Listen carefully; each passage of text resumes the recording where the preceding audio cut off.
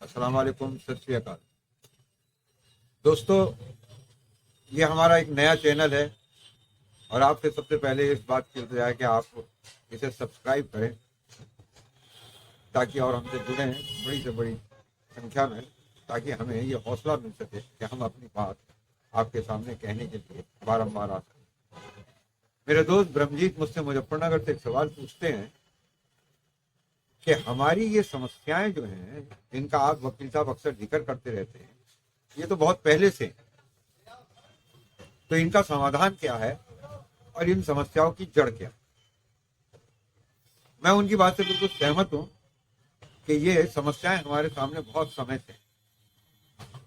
उसे मैं एक उदाहरण से समझाना चाहूंगा कि जब आप वोट डालते हैं, इलेक्शन होता है, तो सत्ता बदलती है।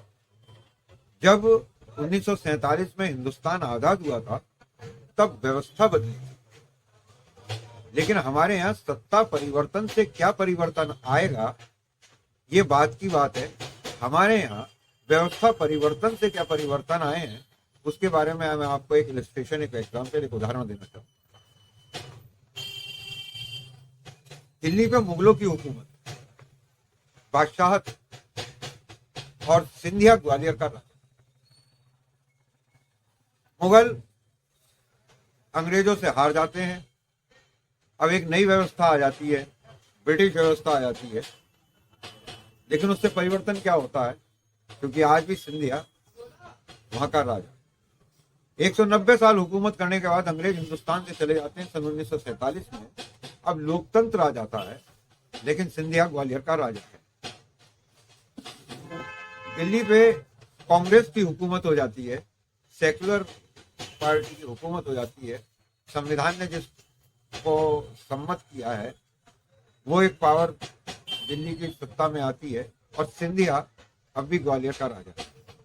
फिर ये सेकुलर पार्टी सत्ता से चली जाती है और राम भक्त राष्ट्रवाद के नाम पे और राम के नाम पे दिल्ली की सत्ता में आ जाते हैं और सिंधिया तब भी दिल्ली का राजा। तो जब सिंधिया हर व्यवस्था में राजा रहता है, तो हमारे यहाँ जो व्यवस्था परिवर्तन से ही राजा नहीं बदलता, तो फिर सत्ता परिवर्तन से कैसे बदल जाएगा? ये एक सोचने वाली। हमारी समस्या का जो जड़ है, जो मूल है, वो है हमारा गैर पॉलिटिकल, गैर राजनीतिक चरित्र। स्वामी विवेकानंद जब अमेरिका से लौटकर आए, तो अमेरिका ने उन्हें बहुत ध्यान से सुना, यूरोप ने उन्हें बहुत ध्यान से सुना, और जब वो यहाँ आए तो कोलंबो में उतरे, उनका बड़ा भारी स्वागत हुआ। राजा महाराजा, ऋषि मुनि, साधु संत, व्यापारी, आम जन बहुत बड़ी तादाद में वहां उनका स्वागत करने पहुंचे। और जब उन्हें जुलूस के रूप में टाउन हॉल पे लेकर गए, जहां की जनसभा होनी थी, उन्होंने मंच पे अपना स्थान ग्रहण कर लिया, तब उनसे पहला सवाल पूछा गया कि स्वामी जी, पूर्व और पश्चिम में क्या अंतर है? हमारे यहाँ भी ऐसा ही होता है। अगर आप देखें कि चाचा जी अगर इंग्लैंड हुए हैं, तो क्या चाचा जी इंग्लैंड कैसा और बुआ जी अमेरिका कैसा, यही तो पूछते हैं। तो इसके जवाब में स्वामी विवेकानंद ने कहा कि ये सब बातें होती रहेंगी, पहले एक महत्वपूर्ण बुरी खबर, इंपॉर्टेंट बैड न्यूज। आए थे वो लोग, जनमानस जो आया था वो आया था जश्न मनाने, और जब उन्होंने वहां पे वक्ता को ही ये कहते हुए सुना, जिसके स्वागत के लिए वो आए थे, कि महत्वपूर्ण बुरी खबर, तो वो सभा सत्ते में आ गई। और सभा संचालक ने दूसरा प्रश्न पूछा कि स्वामी जी वो क्या है? तो उन्होंने कहा, भगवान हमारी मिट्टी में राजनीति डालना भूल गया। जैसे एक आदमी होता है, उसकी आत्मा होती है, उसकी आस्था होती है, उसकी आत्म प्रवृत्ति होती है, ऐसे ही कौमों की और मुल्क की भी होती है। स्वामी जी ने हमारी कहा कि हम आस्थावान लोग हैं, हम बिलीवर्स हैं, हम यकीन करते हैं। जापान की उन्होंने उद्यमता बताई। आपने देखा सुनामी में तबाह बर्बाद हुआ, खड़ा हो गया। सेकंड वर्ल्ड वॉर में तबाह बर्बाद हुआ, खड़ा हो गया। फ्रांस के कलात्मकता बताई, फैशन की राजधानी भी फ्रांस है, खाना भी लेके आएंगे तो इस तरीके से पेश करेंगे जैसे कोई गुलदस्ता। जर्मनी के प्रेसिशन बताई, आज भी दुनिया में सबसे अच्छी मशीनें जर्मनी में बनती हैं, सबसे प्रिसाइज मशीनें जर्मनी में बनती हैं। और ब्रिटेन के उन्होंने पॉलिटिक्स बताई। 1 लाख अंग्रेज 34 करोड़ हिंदुस्तानियों के ऊपर हुकूमत करते थे, बाहुबल से नहीं, बुद्धिबल से नहीं, शौर्य पराक्रम से नहीं, राजनीतिक बुद्धि से। देश में पैदा होता है देश के लिए संघर्ष करने वाला एक भगत सिंह, और उसे गिरफ्तार करने के लिए, उसकी मुखबिरी करने के लिए, उसे सजा देने के लिए, उसे बुरा भला कहने के लिए, उसे डकैत बताने के लिए लाखों हिंदुस्तानी पैदा होते हैं। तो ये हमारी गैर पॉलिटिकल सोच का नतीजा। आज भी हम उसी चीज के शिकार हैं।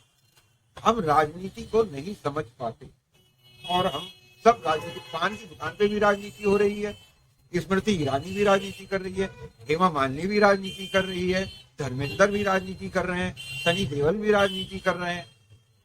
तो हम राजनीति को किस रूप में ले रहे हैं, किस रूप में समझ रहे हैं? हमारे अन्य चारित्रिक कमियां, अज्ञानता, अहंकार और कायरता के साथ मिलकर हमारा गैर राजनीतिक चरित्र इस देश को बारंबार भुगतना पड़ रहा है। ये इलस्ट्रेशन इस वजह से दिया ताकि ये बात क्लियर हो सके कि कमी हम में। दूसरा उदाहरण मैं देना चाहूंगा।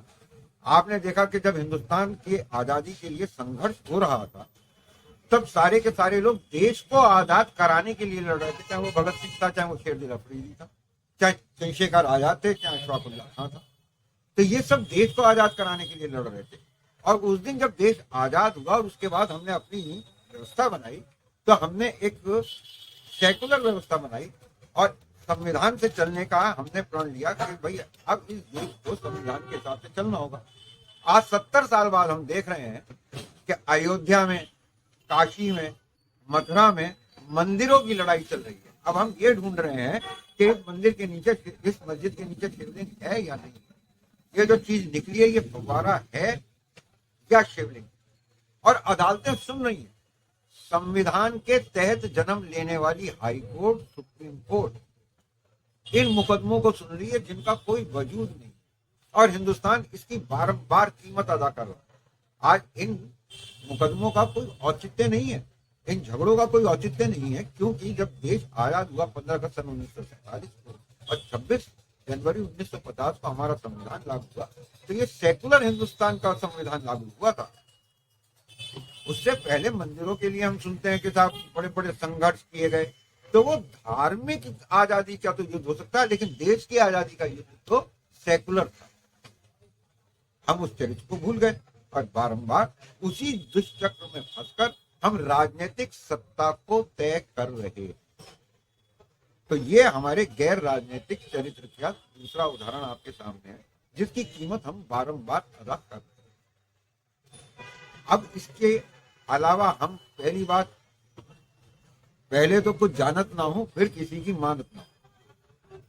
मैं एक छोटा सा, एक अभद्र सा उदाहरण आपको देता हूं। अगर आप जनरल कंपार्टमेंट में भारतीय रेल के सफर करेंगे तो आप पाएंगे कि कम से कम 20% लोग आज भी भारत में ऐसे हैं जिनको ये नहीं मालूम है कि टॉयलेट की सीट पे बैठ, इधर की तरफ मुंह करके बैठे और लेटरिन करें, और वो गंदी नीति। हम उन लोगों से ये उम्मीद करते हैं कि वो सेकुलरिज्म को भी समझें, वो विकास के नाम पे वोट करें। तो ऐसी जनता से ऐसी उम्मीद करना भी हमारी ज्यादती है। अगर हम आज की तारीख में देखें तो हम पहली बार एक ऐसी सी राजनीतिक शक्ति को सत्ता के केंद्र में पा रहे हैं जो अपनी असफलताओं को अपनी उपलब्धि बताकर सत्ता में रहना चाहते हैं। हम 80 करोड़ भारतीयों को भोजन देते हैं, मुफ्त भोजन दे रहे हैं, राशन दे रहे हैं भाई और बहनों। यह सफलता है और ये इसे सरकार अपनी उपलब्धि बताती है। हम 80 करोड़ लोगों को भुखमरी की नौबत तक ले आए और उनको इस हद तक हमने मजबूर कर दिया कि वो अपने राशन के लिए, अपने अनाज के लिए भी सरकार के मोहताज। तो ये एक असफलता को उपलब्धि बताते हैं और हम उसके ऊपर ताली बजाते हैं। ये हमारे गैर राजनीतिक चरित्र का पहचान। अर्थशास्त्र में अगर हम देखें तो आप देखेंगे कि एक उदाहरण मैं वर्तमान सरकार का आपके सामने फिर देना चाहूंगा कि नोटबंदी हुई। अभी सुप्रीम कोर्ट ने उसके ऊपर ये मोहर 4-1 से लगाई कि सरकार का फैसला सही था। मैं आपसे एक सवाल पूछता हूं कि मुद्रा क्या? जैसे मनुष्य की नसों के अंदर खून दौड़ता है, ऐसे देश की नसों में मुद्रा दौड़ती है। अगर मैं आपके शरीर में से 85% खून अचानक निकाल दूं क्योंकि हमें ये आंकड़ा भी सरकार ने बताया कि 16.5 लाख करोड़ की जो मुद्रा संचलन में है उसकी 85% 500 और 1000 के नोट में थी, वो हमने बंद कर दिया। तो हमने देश की नसों में से 85% खून निकाल दिया। अगर आपके नसों में से, आपके शरीर में से 85% खून निकाल लिया जाए तो आपका क्या होगा? मृत्यु। बच भी गए तो आईसीयू में, एक लंबा इलाज, परहेज का खाना, और फिर ये देखा जाएगा कि आंखें कितने % डैमेज हुई, लीवर कितने % डैमेज हुआ, किडनी कितने % डैमेज हुई। एक व्यक्ति के उसमें तो हम जल्दी इसका आंकलन कर लेंगे, डॉक्टर कर लेंगे, लेकिन राष्ट्र एक बड़ी चीज है। तो हमने जो नोटबंदी की कीमत अदा करी उसको हमारी सुप्रीम कोर्ट ने एक ऐसे से मुकदमे में, जिसका अगर सुप्रीम कोर्ट इसके खिलाफ भी फैसला दे देता तो क्या वो उन दिनों को वापस ला सकता था, उन नोटों को वापस ला सकता था?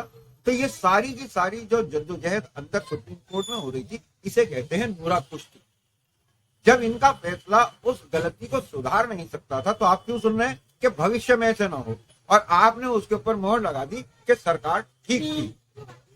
तो आपके शरीर में से 85% खून को अचानक निकाल लेने का फैसला, जिसकी कीमत ये राष्ट्र आज तक अदा कर रहा है, जिसकी वजह से 80 करोड़ लोगों को राशन दिया जा रहा है,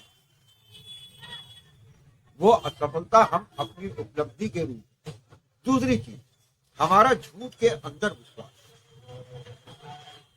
हमने लाखों लोगों को, करोड़ों लोगों को दूर दूर के शहरों से 1200 1400 किलोमीटर से चल के अपने गांव जाते देखा था फर्स्ट लॉकडाउन में, जब पूरे हिंदुस्तान में सिर्फ 500 मरीज थे। उनमें से न जाने कितने एक्सीडेंट में मरे, कितने चलते चलते मर गए। लेकिन सरकार का संसद के अंदर वक्तव्य था कि हमने करोड़ों लोगों को सुरक्षित उनके घरों तक पहुंचाया। हमने झूठ पे विश्वास। दूसरा, जब दूसरी कोरोना की लहर आई और लाखों लोग अस्पतालों के अंदर ऑक्सीजन के लिए तड़प रहे थे, शहर शहर हमारे पास इस तरीके की खबरें आ रही थी कि ऑक्सीजन की कमी से लोग मर रहे हैं, तब सरकार ने संसद में वक्तव्य दिया कि ऑक्सीजन की कमी से कोई भी नहीं मरा, हिंदुस्तान में कोई मृत्यु नहीं हुई। हमने एक झूठ को भी स्वीकार। तो हमें अपने अंदर झांक कर देखना चाहिए कि जब तक हम झूठ के लिए ताली बजाएंगे, सच से आंख चुराएंगे, हम ऐसे ही बुरे दिन भुगतते रहेंगे। अच्छे दिनों का वादा होता रहेगा, नारे लगते रहेंगे, और हम बुरे दिनों को भुगतते रहेंगे। तो अगर हम सबसे पहले आत्मविवेचना करें, और अपने अगले एपिसोड में मैं आपको इसी से संबंधित, समस्या से संबंधित, जो कि हमारे चरित्र की वजह से जन्म ले रही है, हमारी नासमझी की वजह से जन्म ले रही है, हमारे लालच की वजह से जन्म ले रही है, उनके बारे में आपको तफसील से बताऊंगा। और वो कभी अर्थशास्त्र के रूप में होगा। ये सब चीजें को रिलेटेड है, एक दूसरे से जुड़ी हुई है। तो इसके विभिन्न पहलुओं को हम समय समय पे आपके साथ डिस्कस करते रहेंगे, आपको बताते रहेंगे। लेकिन उसके लिए आपको हमारे चैनल को सब्सक्राइब करके हमसे जुड़ना